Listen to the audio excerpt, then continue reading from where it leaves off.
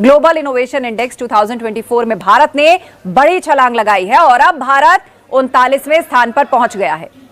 133 देशों के global innovation index ranking में भारत का नंबर अब 39वां हो गया है। ग्लोबल इनोवेशन इंडेक्स जिसमें इंडिया की जायंट लीप नजर आ रही है। इंडिया ने एक बड़ी छलांग लगाई है।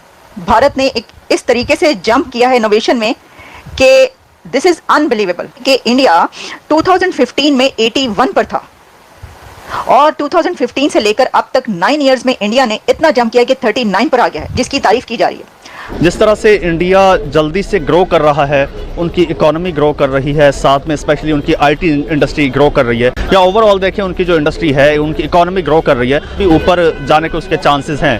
क्योंकि इंडिया में एक तो टैलेंट है और दूसरा ये है कि टैलेंट को जो है वो सामने भी लाया जाता है, टैलेंट को प्रमोट भी किया जाता है। जाकिर नाइक की जो है वो प्रमोशन पाकिस्तान में की जा रही है। क्वेश्चन ये है कि पाकिस्तान की यूथ को आप किस चीज़ से इम्प्रेस करना चाहती हैं? मैं क्यों नहीं कभी सोचा कि आके पाकिस्तान के अंदर सुंदर पिचाई आए और वह पाकिस्तान की यूथ से खिताब करे।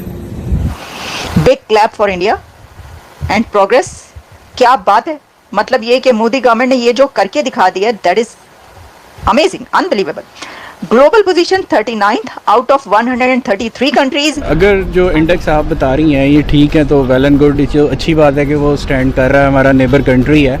लेकिन हम अगर अपने से कंपेयर करें और इंडिया को, तो वो इंसाफ नहीं होगा, क्योंकि हमारी इकोनॉमी जो है वो बहुत उसके मुकाबले में कम है, एजुकेशन बजट कम है, रिसर्च हमारे पास यूनिवर्सिटीज़ वो नहीं है जो उसके पास है। बुनियादी बात यह है कि हमारी मईशत कैसे मजबूत होगी। देखिए, ये जो ग्लोबल इनोवेशन इंडेक्स है ये विपो की तरफ से आता है, WIIPO, जो कि one of the specialised agency है यूनाइटेड नेशंस की, और एवरी ईयर ये रैंकिंग देती है। वर्ल्ड ग्लोबल इनोवेशन इंडेक्स में ये बताया जाता है कि कौन सा कंट्री इनोवेशंस में कितना उसने काम किया है, कहां पर पहुंचा है और कितना आगे है।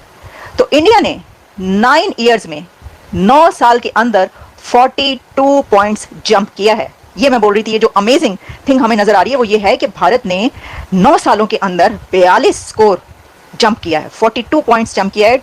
क्योंकि इस वक्त इंडिया 133 कंट्रीज में 39th स्पॉट पर है।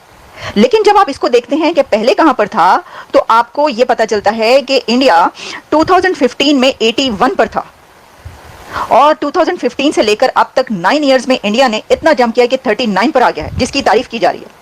अब मैं आपको अगर इसके ही बताऊं कि कैसे इंडिया ने इन सालों में जंप किया, तो देखिए, जैसे मैंने कहा कि 2015 में इंडिया 81 पर था, फिर उसके बाद 2016 में 66 पर आया, 2017 में 60 पर गया, 2018 में 57 पर आया, 2019 में 52 पर पहुंचा, 2020 में 48 पर पहुंचा, और इस वक्त हमारे सामने इंडिया मौजूद है 2024 की ग्लोबल इनोवेशन इंडेक्स में 39 पर।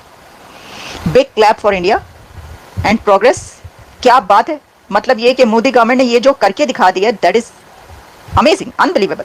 Global position 39th out of 133 countries. लेकिन अब इसके अंदर एक और मोड आता है। अभी क्लाइमेक्स नहीं हुआ, क्लाइमेक्स की तरफ हम बढ़ते हैं, लेकिन यहाँ पर एक ड्रामाई मोड है, और वो ड्रामाई मोड ये है कि रीजनल लीडरशिप में first in Central and Southern Asia, South Asia और सेंट्रल एशिया में India is number 1 in regional leadership. Can you believe it? Regional leadership first in Central and South Asia. अच्छा, फिर इसके अंदर इकोनॉमिक कैटेगरी भी है, और इकोनॉमिक कैटेगरी में first among lower middle class income countries के lower middle class income countries का जो पूरा एक ग्रुप है, एक कैटेगरी है, उसके अंदर इंडिया फर्स्ट आया है, पहले नंबर पर है। तो इसका मतलब ये हुआ कि 39, आप टोटल जब आप पूरी दुनिया के कंट्रीज को लेते हैं और उसमें देखते हैं कि कौन सा कंट्री कहां पर है, तो उसमें तो 133 में से 39 पर है। लेकिन इंडिया 2 जगहों पर पहले नंबर पर है, एक south and central Asia regional leadership, और सेकेंड इकोनॉमिक कैटेगरी में भी India in lower middle class income countries में पहले नंबर पर है। अच्छा, फिर अब मैं आपको बताती हूँ कि वो इनोवेटिव सिटीज कौन से हैं इंडिया के। तो most innovative cities of India कहा गया है, 4 इंडियन सिटीज को इसमें कैटेगराइज किया गया है, रैंक किया गया है। एक है मुंबई, दिल्ली, बेंगलुरु एंड चेन्नई। 4 ये देखिए, वो तो हमें पता है ना। देखिए, जो मुंबई है उसकी तो अपनी एक पहचान, अपनी ही एक जगह है पूरी दुनिया में, ठीक है ना। पाकिस्तान की हुकूमत क्यों बुलाना चाहती है जाकिर नाइक को? क्यों जाकिर नाइक की जो है वो प्रमोशन पाकिस्तान में की जा रही है? आपको पता है भारत के अंदर उसके ऊपर चार्जेस है। जरूरी नहीं है कि जो भारत के उसमें चार्जेस है वो जो है वो भारत सारे काम ठीक करता है, लेकिन क्वेश्चन ये है कि पाकिस्तान की यूथ को आप किस चीज़ से इम्प्रेस करना चाहते हैं। मैं क्यों नहीं कभी सोचा कि आके पाकिस्तान के अंदर सुंदर पिचाई आए और वह पाकिस्तान की यूथ से खिताब करे। अगर मैं पाकिस्तान का यूथ के हवाले से कोई कोऑर्डिनेटर या मिनिस्टर होता या कुछ ABC होता, तो यकीन करके माने मुझे अगर $2 लाख भी सुंदर पिचाई को देना पड़े ना, तो मैं $2 लाख या $3 लाख भी दे के सुंदर पिचाई को पाकिस्तान ले आऊँ। मैं एलॉन मस्क को कोई $1 मिलियन दे के पाकिस्तान ले आऊँ, क्या फ़र्क पड़ता है? 30, 40, 50 करोड़ हुकूमतों को 40-50 करोड़ रुपया क्या कहता है? 50 करोड़ रुपया दे के आप एलॉन मस्क को कहो आ जा यार $2 मिलियन दी तेन एक रात चार्टर तेन जहाज का लें, ठीक है, और तुम आ जाओ पाकिस्तान। उसके पास अपना ही बड़ा कुछ है, उसे कहीं तेल तू पॉली पैसे ऐसे दे दें, ठीक है, जैसे हम करते होते हैं अक्सर कॉन्फ्रेंसिस में कि आप आ जाएं, टिकट के पैसे हम दे देंगे। सो क्वेश्चन ये है कि हम चाहते क्या है यार? क्यों आप इमेजिन करें अगर सुंदर पिचाई पाकिस्तान आए, अजय बंगा पाकिस्तान आए और आके पाकिस्तान की एक यूनिवर्सिटी में लेक्चर दे दे पाकिस्तान की इकोनॉमी के बारे में, पाकिस्तान के मुस्तकबिल के बारे में, फ्यूचर के बारे में लेक्चर दे जाए, क्या ही मजा है यार? मजा आए कि ना मजा आए? सारे के सारे पाकिस्तानी खुश हो जाए, ठंडा पै जाए। इंटरनेशनल मीडिया कहे कि पाकिस्तान की हुकूमत ये चाहती है कि वो यंग लोगों को इम्प्रेस करना चाहती है और कहना चाहती है कि आपका मुस्तकबिल जो है ना वो स्टैनफोर्ड यूनिवर्सिटी में है, आपका मुस्तकबिल हार्वर्ड में है, आपका मुस्तकबिल जो है वो कैम्ब्रिज में है, आपका मुस्तकबिल जो है वो बॉस्टन जाएं, वहाँ पढ़ें, हार्वर्ड जाएं, आपका मुस्तकबिल वहाँ पाए ना। तो मुस्तकबिल जो है वो इसके बारे में नहीं है।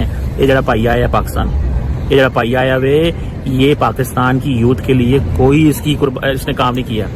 वो तो वो फिल्म इंडस्ट्री की वजह से ही जितने वो पूरी दुनिया में पहचाने जाते हैं वो आपको पता है, लेकिन इसमें क्योंकि इनोवेशन को देखा जा रहा है तो मुंबई है, दिल्ली है, Bengaluru and Chennai are recognised among the world's top 100 science and technology clusters. तो देखिए ये दुनिया भारत के इन 4 कंट्रीज को कह रही है कि दिल्ली, मुंबई, बेंगलुरु और चेन्नई ये दुनिया के इनोवेटिव क्लस्टर्स हैं टेक्नोलॉजी एंड साइंस में। These cities are strong centres for innovation. अच्छा, अब आप ये जानना चाहेंगे कि ये इनोवेशन क्या है। देखिए इसमें ये देखा जाता है, क्या देखा जाता है अगर हम ये देखें तो ये देखा जाता है कि कितना काम किया है इस मुल्क ने, इस कंट्री ने इनोवेशन में कितना काम किया है। मसलन ये कि इंफ्रास्ट्रक्चर में इसने कितना काम किया है, फिर इसने टेक्नोलॉजी में कितना काम किया है, इसने साइंस में कितना काम किया है। हर शोबे को, हर उसको देखा जाता है, इसके कितने इंस्टीट्यूशंस हैं। अब IITs तो आप जानते हैं कितने, अब तो IITs इंडिया की पूरी दुनिया में खुल रहे हैं, उनका कोई मुकाबला कर सकता है जब आप ये देखेंगे इसके अंदर के कितने इंस्टीट्यूशंस हैं। अच्छा, फिर इंस्टीट्यूशंस के साथ कैसे बहुत सारी चीज़ें इसके अंदर देखी जाती हैं। अब देखिए वैसे तो मैं आपको ये बता रही हूँ कि ये इंडेक्स आया, ऑब्वियसली जब भी कोई ऐसा बड़ा इंडेक्स किसी भी उस पर आता है तो हम उस पर बात करते हैं, लेकिन अगर आप ज़रा तवज्जो फरमाइएगा ज़रा साहिबो, तो इसको तो ज़रूरत नहीं है ये कहने की, वैसे हमें ये बताने की। हम तो डेली बेसिस पे जो खबरें आती हैं उसके ऊपर जब प्रोग्राम्स करते हैं तो हमें उन खबरों से ही अंदाज़ा हो जाता है कि इंडिया कितना इनोवेटिव हो चुका है और उसने अपने कितना बना दिया है, वहाँ की हुकूमत ने क्या क्या इनोवेशंस के लिए कर डाला और कितनी इनोवेशंस वहाँ से हमें नज़र आती हैं हर चीज़ में। तो लेकिन इंडेक्स, अच्छा अब मैं आपको बताती हूँ कि ज़रा कुछ और कंट्रीज़ पर अगर हम नज़र डाले लें कि क्या है, तो देखिए इसके अंदर पहले 3-4 कंट्रीज़ में आपको बता देती हूँ वो कौन कौन सी हैं। तो फर्स्ट कंट्री जो है वो है स्विट्ज़रलैंड,